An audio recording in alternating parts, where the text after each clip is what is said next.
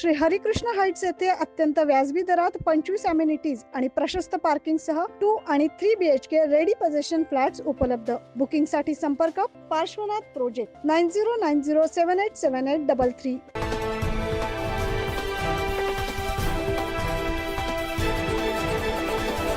नाशिकमधील सातपूर शहर हे औद्योगिक क्षेत्राचं माहेरघर म्हणून ओळखलं जात आहे. या परिसरातील उद्योजकांच्या वतीनं सुरू केलेल्या नाईस संस्थेच्या माध्यमातून गाळे बांधण्यात आले. यामधील काही गाळे व्यावसायिकांनी खरेदी केलेत.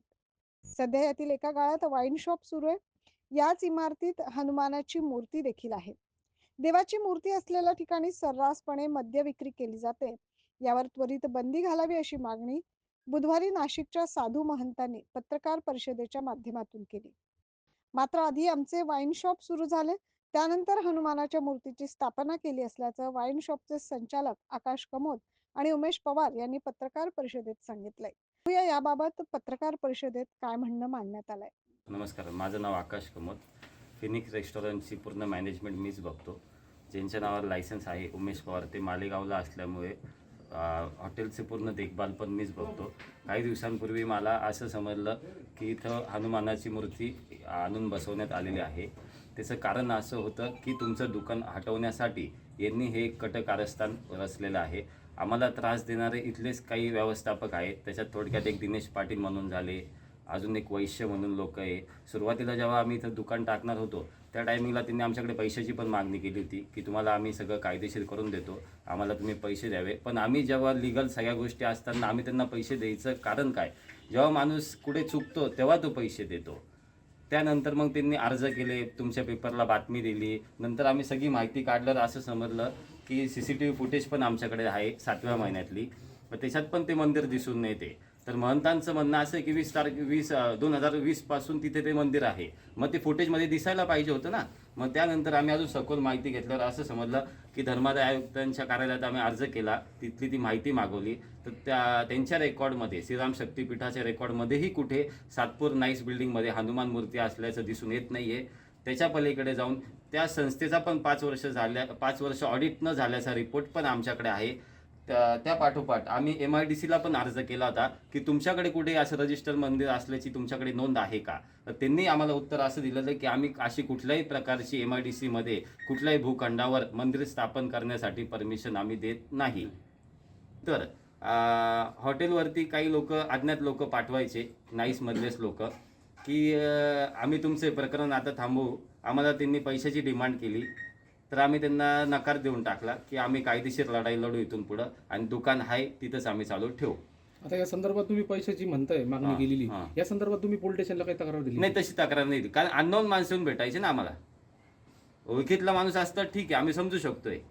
तर ते मेसेज द्यायचे की असं. सुरुवातीला बोलले ना, नाही संकुलचे 2 अधिकारी तुमच्याकडे सुरुवातीला मग त्यांचं नाव सांगितलं ना, दिनेश पाटील व्यवस्थापक आहे. त्या संदर्भात तुम्ही तक्रार दिली का? नाही, तेव्हा नव्हती दिली. आम्ही त्यांना सांगितलं की आम्ही देऊ नाही शकत आहे, कारण आम्ही लिगल, आमचं लायसन लिगल असेल तर होईल, आमची जागा कायद्यात बसत असेल तर होईल, नाहीतर नाही होणार. सगळ्यात महत्वाची माहिती अशी द्यायची आहे की जेव्हा यांनी आमच्याकडे पैशाची मागणी केली तेव्हा आम्ही उत्तर त्यांना असं दिलं की वरती तर ऑलरेडी बार चालू आहे. तो बार तर रात्री 2-2 वाजेपर्यंत धांगड धिंगाड चालतो तिथं. हे इथल्या सगळ्या लोकांना माहिती, त्यांना विरोध नाही करते. आज आम्ही 4 महिने झाले दुकान चालू करून, यांना आमचं इथं दुकान नको आहे म्हणून हे जाणून बुजून सगळ्या गोष्टी ठरवून आणलेल्या यांनी दुकान हटवण्यासाठी. काय वाटतं तुम्हाला? आणि धर्मादाय आयुक्तातील कार्यालयातील पण काही अधिकारी यांना मॅनेज आहे. आम्ही त्यांची धर्मादाय आयुक्ताच्या कार्यालयात त्या दिवशी गेलो होतो माहितीसाठी सहआयुक्तांकडे. तर तिथे एक अधिकारी आला. सहआयुक्त साहेबांनी त्यांना विचारणा केली की हे प्रकरण काय, आपल्या रेकॉर्डला हे दिसून येतंय का. तर त्यांनी डायरेक्ट सांगितलं आपल्याकडे ह्या मूर्तीची कुठलीही नोंद नाहीये. पण मी त्या दिवशी जागेवरती गेलो, तिथं मला मूर्ती दिसून आली. तुम्ही तिथं जागेवर जातच का बरं? तुमच्याकडे नोंदच नाही तर जायचा प्रश्नच येत नाही ना. Okay, roll. मी उमेश भगवंतराव पवार. नाईसमध्ये मी 2020 साली शॉप घेतला. त्यावेळेस तिथं मंदिर नव्हतं, मूर्ती होती. आत्ता 2024मध्ये जुलैमध्ये ती मूर्ती तिथं ठेवण्यात आलेली आहे. तसं मी सर्व रेकॉर्ड पण आपल्या सर्वांना देत आहे. धर्माने पण मला पत्र दिलेलं आहे, त्याच्यामध्ये पण त्यांनी स्पष्ट उल्लेख केलेला आहे की तिथं असं मंदिर नाही आहे म्हणून. आणि तसंच महाराष्ट्र औद्योगिक विकास महामंडळ यांनी पण मला पत्र दिलेलं आहे की तिथं अशी काही मंदिरची आम्ही परमिशन दिलेली नाही आणि आम्हाला देताही येत नाही. त्याच्यानंतर जो बिल्डिंग प्लॅन आहे, बिल्डिंग प्लॅनमध्ये पण असं कुठेही उल्लेख नाही आहे की त्या ठिकाणी मंदिर आहे बा म्हणून. आणि 2024 जुलै महिन्याचं हे फुटेज आहे माझ्याकडे की त्या दिवशी पण इथं कुठलीच मूर्ती नव्हती जी आत्ता ठेवण्यात आलेली आहे. हे हेतू पुरस्कार आपलेच भाऊबंद मला त्रास देण्याच्या कारणाने चालू आहे. आणि हे धर्मदाय आयुक्तांच्या इथं पण नोंद नाही आहे. परंतु शक्तीपीठाचं असं म्हणणं आहे का या ठिकाणी आमचं मंदिर पहिले होतं. मंदिर नाहीच आहे तिथं. आत्ता फुटेजमध्ये दिसायला पाहिजे ना सर. मग वर फुटेजमध्ये जुलैमध्ये पर्यंतची माझ्याकडे आत्ता फुटेज आहे, त्याच्यामध्ये मंदिर वगैरे असं मूर्ती वगैरे काहीच ठेवलेली नाही आहे. ही आत्ता 2 महिन्यापूर्वी ठेवण्यात आलेली आहे. जेव्हा आमचे एक्साईजचे डिपार्टमेंटचे सर्व अधीक्षक साहेब वगैरे सर्वे करायला आले होते त्यावेळेस पण मूर्ती नव्हती, म्हणूनच मला परमिशन मिळालेली आहे. आज मूर्ती तिथं ठेवण्यात आलेली आहे, म्हणून हे सर्व आपल्याच भाऊबंधाने सगळं उचललेलं कारस्थान आहे. आपले भाऊबंद म्हणजे कोण? आमचे त्रास देणारे नाही संकुलचे असेल ज्यांच्याकडून तुम्ही गाळा घेतला ते मी नाही सांगू शकत. मला कोणाचंच नाव इथं मेन्शन करायचं नाही आहे.